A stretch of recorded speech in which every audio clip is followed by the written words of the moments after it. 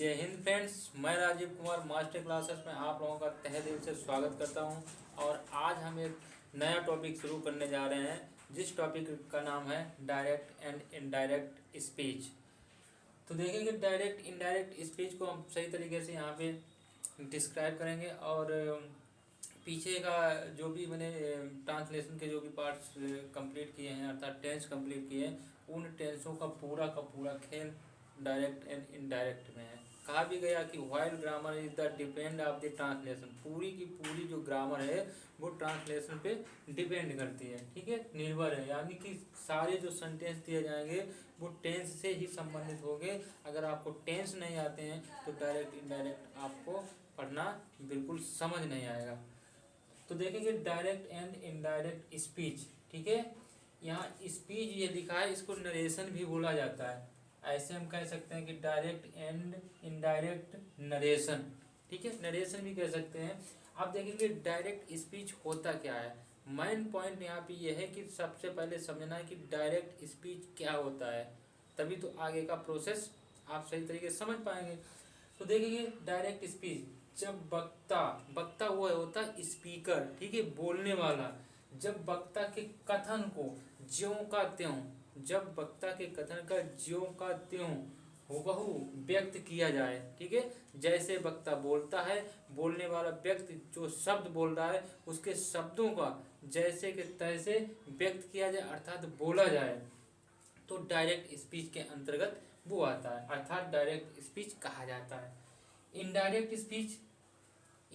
Speech देखेंगे जब वक्ता अर्थात स्पीकर के कथन को अपने शब्दों में व्यक्त किया जाए तो उसे इनडायरेक्ट स्पीच कहते हैं। अर्थात डायरेक्ट स्पीच वो होता है जो कोई भी व्यक्ति अगर किसी बात को, वर्ड्स को या कोई सेंटेंस या वाक्य बोल रहा है तो अपने शब्दों में जो बोल रहा है वही डायरेक्ट स्पीच कहलाता है। इनडायरेक्ट स्पीच वह कहलाता है जब वक्ता के द्वारा बोले गए शब्दों को अपने शब्द में कहना, यानी कि अपने शब्द में कहना अर्थात किसी दूसरे के शब्द में कहा जाए तो वो डायरेक्ट स्पीच कहलाता है।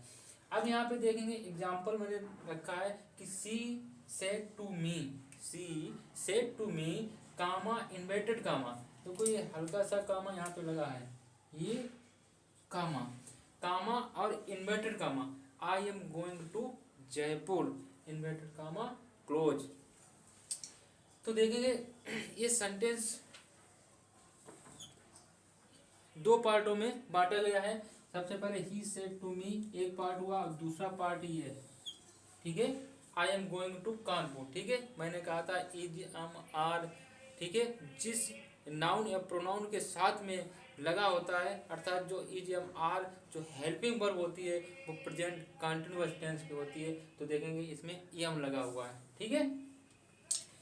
सी सेड टू मी कि उसने मुझसे कहा कि I am going to Jaipur, कि मैं जयपुर जा रही हूँ, ठीक है, मैं जयपुर जा रही हूँ।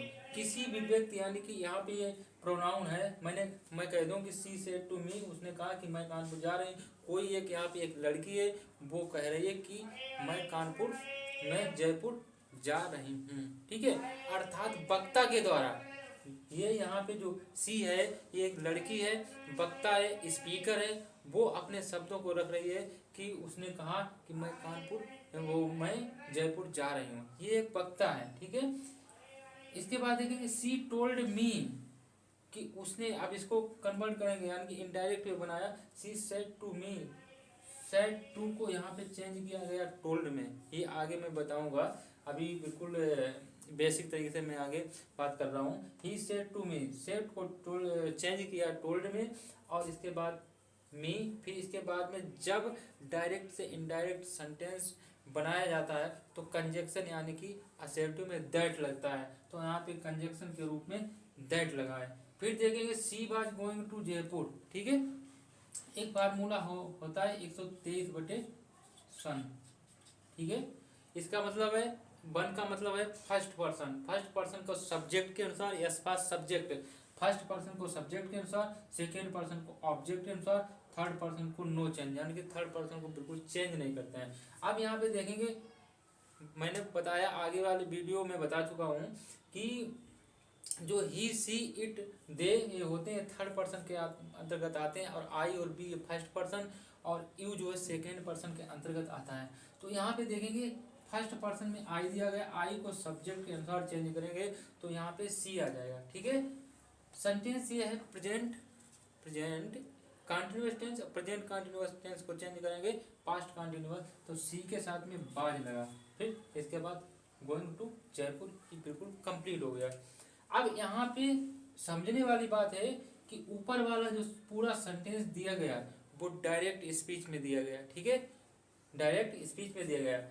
इसके बाद यहाँ पे अगर आप किसी का नाम ले दें, हम कहते हैं कि Rajiv said to me, Rajiv said to me comma inverted comma he is going to Kanpur. ठीक है, हम कहते हैं कि Amit said to me, Amit said to me और comma inverted comma he is going to Kanpur. किसी का भी नाम ले देंगे तो समझ लो किसी का भी यहाँ पे नाम ले लेंगे तो वो थर्ड पर्सन के अंतर्गत आ जाएगा। ठीक है, ये बात पूरी की पूरी, ये पूरा सेंटेंस जो है वो डायरेक्ट स्पीच में है, और ये वाला पूरा का पूरा सेंटेंस जो है वो इनडायरेक्ट स्पीच में है। अब यहाँ पे देखेंगे रिपोर्टिंग वर्ब और reporting speech. Reporting verb, reporting इस वर्ब ये पूरी की पूरी रिपोर्टिंग वर्ब है, और रिपोर्टेड स्पीच, रिपोर्टेड स्पीच का जो वाक्य होता है, सेंटेंस होता है, वो हमेशा इन्वर्टेड कामा के अंदर क्लोज होता है।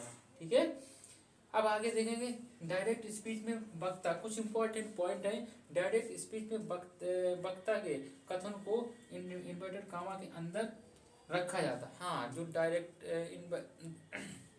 डायरेक्ट स्पीच है, डायरेक्ट स्पीच में जो इन्वर्टेड कामा के अंदर जो सेंटेंस क्लोज किया जाता है वो यानी कि डायरेक्ट स्पीच के अंतर्गत आता है।